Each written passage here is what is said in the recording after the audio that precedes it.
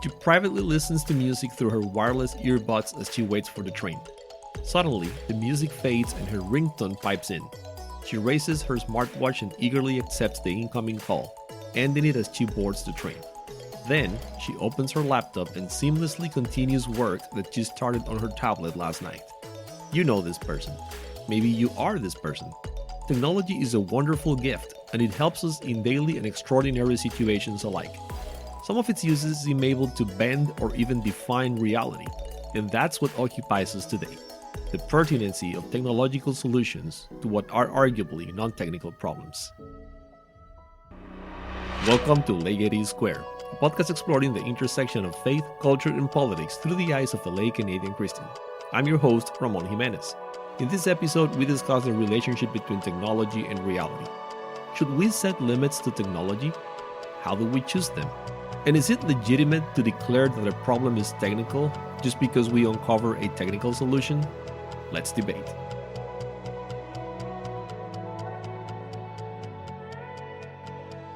As someone with a technology-centric day job, this topic is near and dear to my heart. And as usual, I want to start with my definitions. While they are closely related, science and technology are not the same. Simply put, science uncovers and structures new knowledge about the world around us. Technology applies that knowledge to simplify or lower the effort to perform a task. Here's one example. A light switch uses a mechanical action to control an electric circuit. But if you could use one electrical signal to control or amplify another, it would enable several applications in communications and automation. That is what vacuum tubes did in the 20th century, paving the way for innovations like radio and television. However, vacuum tubes were fragile, power-hungry, and voluminous. Several years before, science, physics, had uncovered a better option: semiconductors. Eventually, technology gave us the transistor, which paved the way for cheaper, pervasive, and even portable versions of devices that used to be stationary. It also brought the electrification of previously analog devices like thermometers, thermostats, and clocks, and made them much more durable, reliable, and accurate. That's the recurring pattern. Science observes the world around it, and through experimental validation of hypotheses, formulates laws and properties of that world. Technology then applies that knowledge to make something better in some fundamental way. Naturally, this isn't limited to electronics. The lever, the pulley, and even the wheel were life-changing inventions in their time. They are technologies that apply the science of classical physics, and more specifically, mechanics. Somewhat surprisingly, modern technology features prominently in two crucial societal and cultural debates. First, I think that the speed of technological progress fallaciously fuels scientism, the viewpoint that science can replace philosophy in explaining the origin, purpose, and ethics of life. Second, I think that we react to technology based on its impact on our definition of reality. The first point elaborates on something I've said before. The question of origin belongs to philosophy, not science. Accelerating scientific progress doesn't increase the scope of science. But also, the speed of technological progress isn't the same as the speed of scientific progress. They evolve together, but at different rates. This remains true even as science increasingly relies on technology. When Albert Einstein formulated his theories of relativity, it was technologically impossible to validate them empirically. However, as technology advanced, various experiments more than confirmed the theory. Modern science is highly theoretical, relying extensively on powerful supercomputers to develop and validate models way before experiments can confirm them. However, computers enable the science. They don't perform it. Scientific progress remains bookended by human ingenuity and the ability to validate findings in the real world, outside the computers. My second point is a bit more elaborate, and I'll spend the next few minutes on explaining it through my favorite controversial technology: cryptocurrency. Cryptocurrencies are cutting-edge technology, and very polarizing too.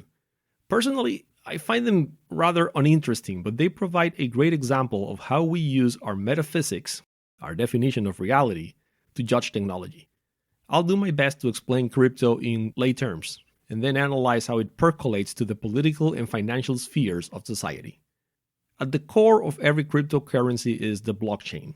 A blockchain is just a decentralized, tamper-proof collection of records.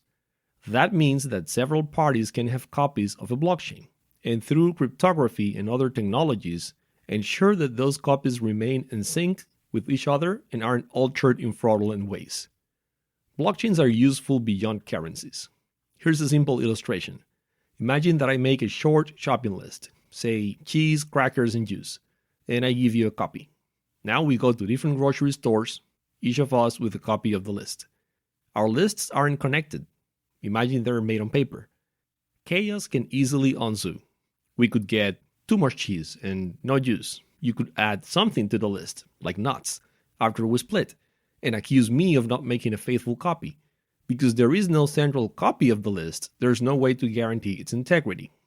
If you use Apple Notes or Google Keep or any other note-taking or grocery app, you could suggest putting our list there and voila, problem solved.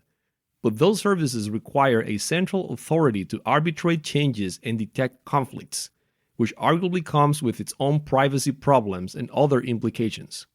That's the really hard problem that blockchain solves. Blockchain can keep consistent copies of lists without requiring a central authority. On top of that, blockchain makes it virtually impossible for someone to unilaterally alter or tamper with the record. For these reasons, blockchain has several uses that don't involve currencies, though none of them is as earth-shattering as the hype implies. It can enable so-called smart contracts, bringing a level of transparency and accountability to endeavors that lack it today. To be sure, anyone can hire lawyers to draft and review contracts on anything, but options like this are often impractical or too expensive for certain things. Blockchain technology enables a simpler and cheaper way. Blockchain can also be used to track provenance where integrity is important, such as the end-to-end movement of fair trade coffee. But the quintessential application of blockchain is cryptocurrencies, and it's fascinating to see how this connects to problems or situations that aren't at all technical. In recent history, the economy has relied on centralized fiscal and monetary policies, the type of powers and capabilities that are only available to governments. A monetary system that fulfills established monetary requirements without the oversight of a central authority inevitably invites political, diplomatic, and governance considerations. Note the nuanced but critical distinction. To be sure, there are pros and cons to the ideas of central banks and specific degrees of government intervention or control over the economy. But arguably, cryptocurrencies merely change the parameters under evaluation. They don't fundamentally settle these debates.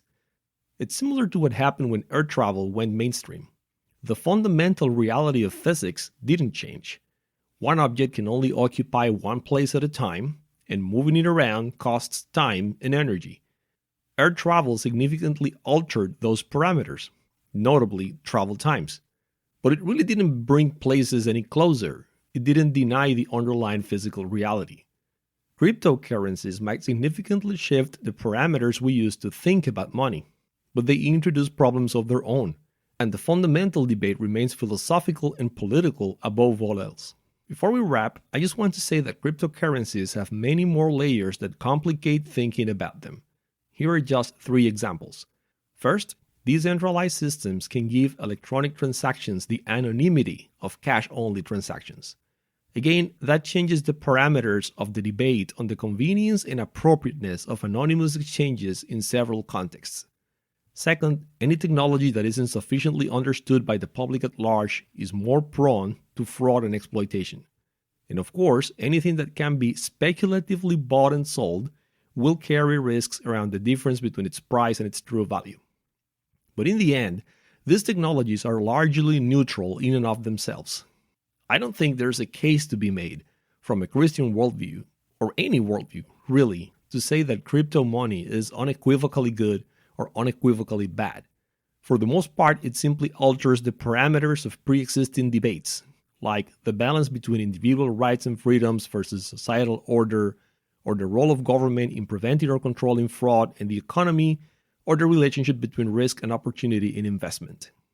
We impose our philosophical views, what is reality, what's our purpose, and what's right and wrong, on everything we interact with, including technology.